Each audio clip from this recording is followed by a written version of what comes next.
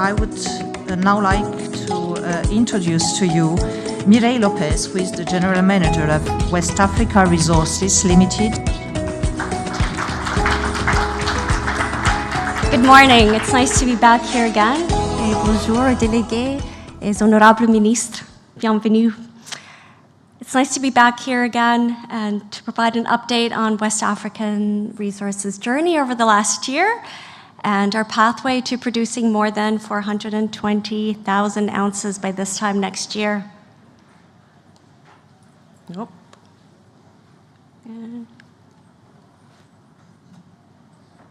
of course, this happens when you're presenting, right? There you go. So first, important notices.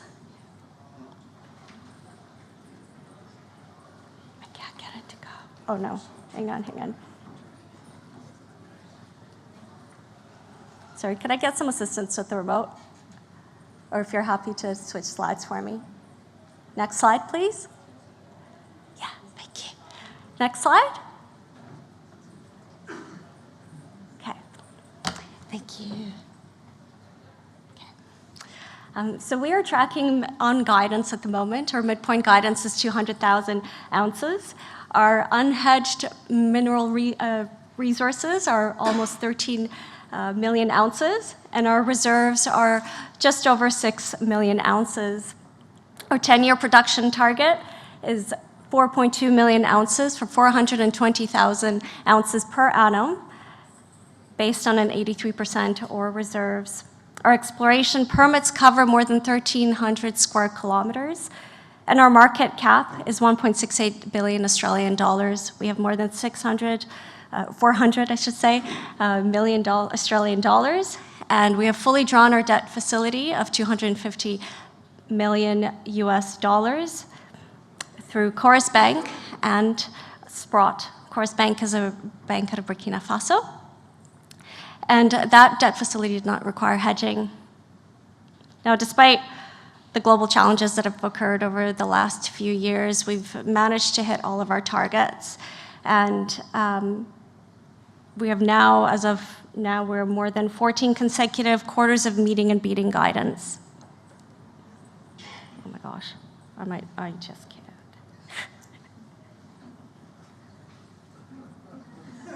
Right.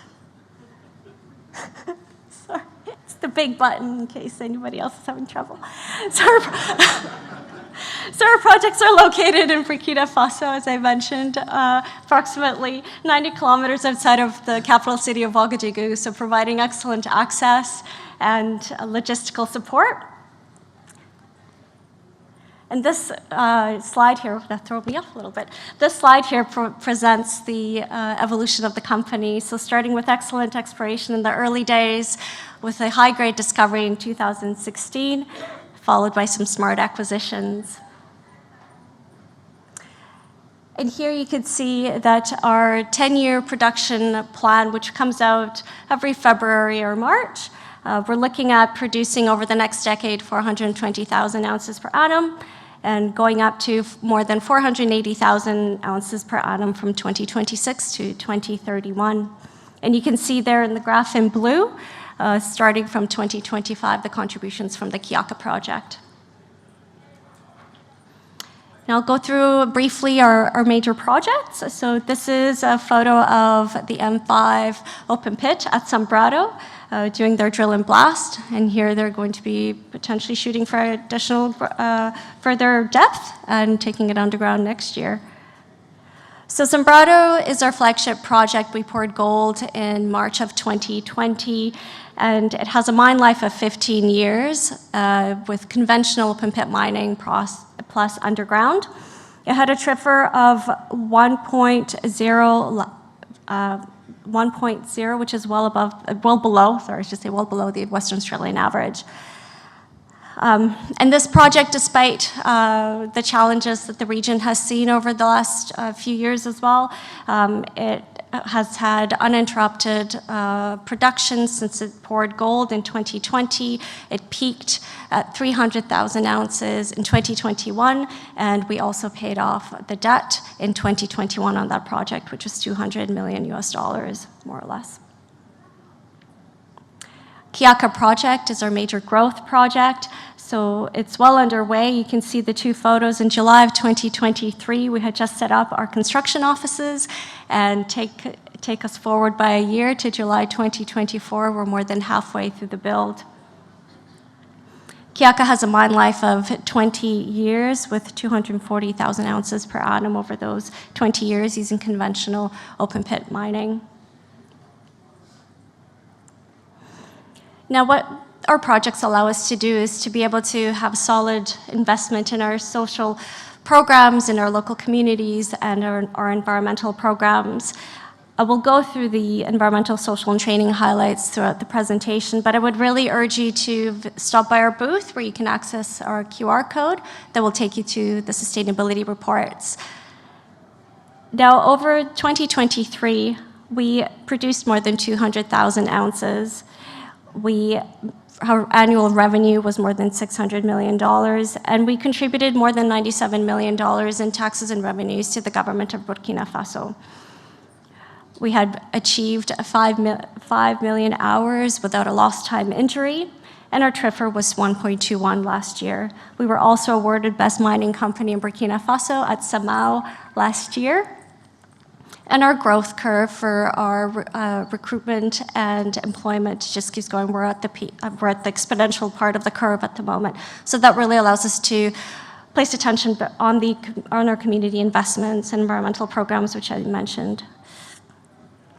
So we're focused on building a strong workforce, and we're fortunate that we're able to attract qualified and excellent candidates from around the world. But more importantly, our workforce consists of more than 90% of Burkina Faso nationals, and we have more than 50% of people working for us that come from the local communities around our projects. 20% of our workforce across all business units are women, and 30% hold senior leadership positions in the organizations, including our country manager. We continue investing in our training, especially as we ramp up for Kiaka. Last year, for example, we allocated 70 traineeships and more than 200 traineeships since the start of the Sanbrado operations. We've implemented or started a university scholarship program, which I will talk about later on. And we have also offered 25,000 hours of training in accredited Australian programs. So with our social investment programs, we really do aim to integrate sustainability into our operations with a long-term view beyond production, beyond closure, to leave a positive mine legacy. So we've invested substantial dollars and funds into our community programs and into the Mine Development Fund, as well as being a major contributor to Burkina Faso in terms of taxes and royalties. Last year, we released our human rights policy, which is centered around the UN principles on the volunteer principles on security and human rights and the International Bill on Human Rights. We also have focused on supporting the Sustainable Development Goals, in particular health and education. Across education, we've built 3 schools. We have electrified and furnished 5 schools around Sanbrado. We have 1 school that's planned to be constructed with our host communities around Kiaka. And our university scholarship program is in its 3rd year running. That takes a male and a female student from the local communities around Sanbrado who are going on to study a field that's related to geology or mining or environment. And we support their full tuition as well as providing them with supplies. And now we are supporting a total of 6 students that have gone through this program. We're also providing trades, training, and certifications for men, women, and youth around our communities. And we have built health centers, made donations of medical supplies, bicycles, and work with national NGOs to run health campaigns. Now, I wanted to have one slide that was a little bit more focused, and it's on resettlement and livelihood restoration. And the reason why I selected this topic is because I think it is a complex process to undertake, irrespective of whether a company has gone through it before, whether they have the top international experts supporting them through that process. and also to extend an invitation to other companies that may be planning this process and may wish to talk to a peer in the industry of how it's gone for them. So with our company in particular, we've completed resettlement at Sanbrado in 2021, where we moved more than 700 people and built almost 300 houses. We supplied sanitation, potable water, and cultivation plots. We also implemented a 5-year livelihood restoration program, which is entering into its final year next year. And the program included more than 20 projects spanning breadth of soil improvement, composting, diversification of income. And most of those projects have already been implemented and handed over to the beneficiaries or the project participants. We've conducted monitoring surveys as well as satisfaction surveys, which has allowed us to take in the lessons learned and apply them at our other projects, as well as understand what worked, what could be improved, and what programs we can then plan into our community development. Kiaka's livelihood restoration or resettlement program is well underway. The budget for that program is more than $25 million US. We are working with close to 4,000 people that are affected by the project, either physically or economically. We are developing 2 resettlement sites. We have set up built a new cemetery, which has been fully handed over to the municipality. We have also made all of our compensation payments for lost assets, and the first years 1 and 2 of 5 annual crop compensation. Our livelihood restoration program is also well underway in planning, where we conducted a visioning study at the start of the year with more than 1,500 participants to really get an understanding of what kinds of projects are going to work when we implement the livelihood restoration program. And actually in 2 weeks' time, we're going to be disclosing sharing the findings of that program with the people again, using focus groups. So it's really important to include them in the planning process. And finally, Toega is a couple steps behind Kiaka with a much smaller resettlement program.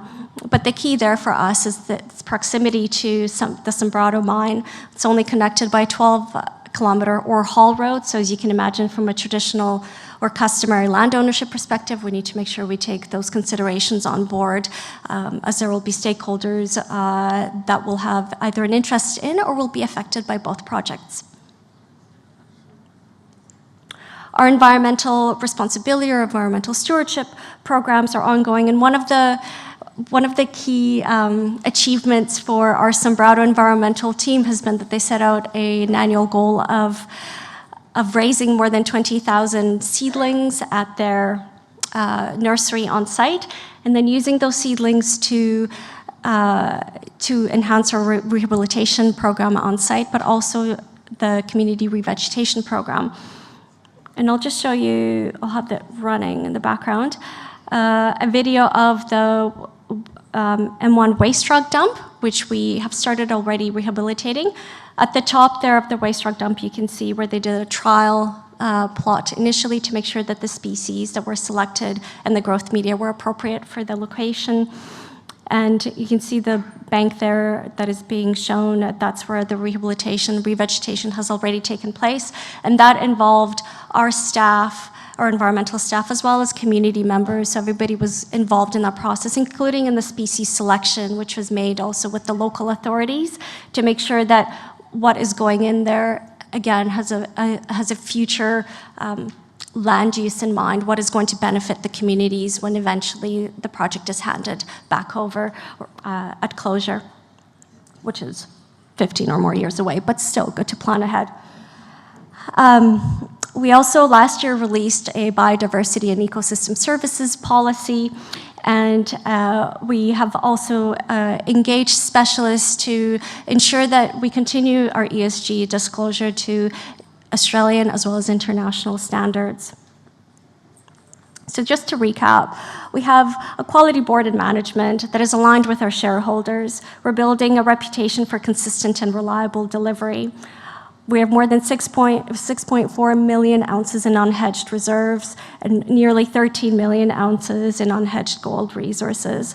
We maintain our social license to operate, and our environmental and social programs are aligned with international standards. We have strong cash flow, we have excellent exploration ground, and we have an excellent forecast of more than 420,000 ounces per annum starting in 2025. And finally, that is our 1 millionth ounce at Sanbrado from just a few weeks ago. So that was an exciting moment for the company. Thank you.